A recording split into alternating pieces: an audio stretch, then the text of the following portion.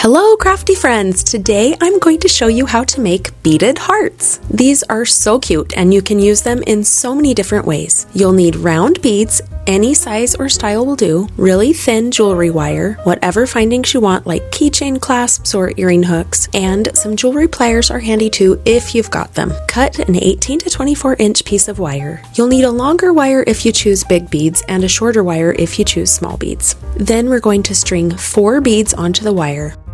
Center them in the middle, then pull one bead up and loop the other side of the wire through the bead to form a circle. Then pull both ends of the wire until the beads are tight together like this and the 2 wire tails are even in length on both sides.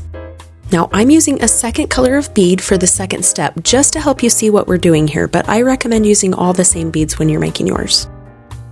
Then we're going to basically do the same thing and loop the wire back on itself.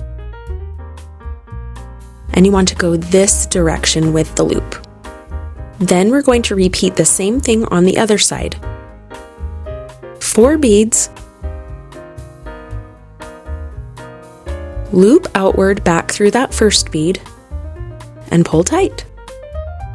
Next step, string 1 bead onto the left wire, then slip the right wire through the bead going the other direction. Pull both wires evenly until it sits snug against the other beads.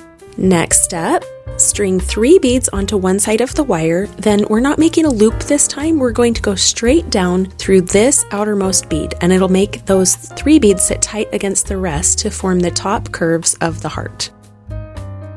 Repeat the same thing on the other side. I gotta keep things symmetrical after all. And now we're almost done, but we need the 2 wire ends to be up at the top white bead. So we're going to weave both wires up and through the bead holes until we get up to that center white bead where we want it to be. Then both wires are perfectly positioned so that you can attach your keychain clasp or earring hook or whatever finding you want.